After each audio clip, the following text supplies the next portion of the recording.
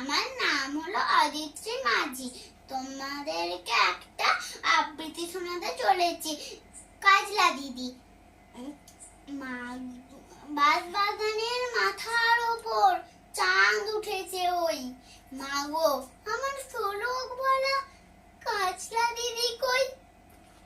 পুকুর ধারে নেবুর তলে থোকায় থোকায় ঝুনায় জলে, ফুলের গন্ধে ঘুম আসে না, একলা জেগে রই, মাগো আমার কোলের কাছে কাজলা দিদি কই?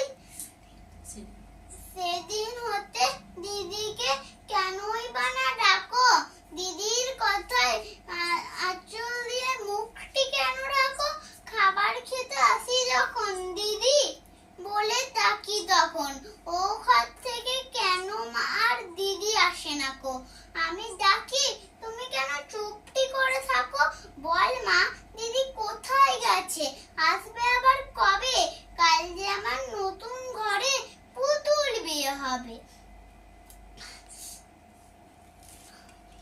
দিদি মতন ফাঁকি দিয়ে আমিও যদি লুকোই গিয়ে, তখন তুমি একলা ঘরে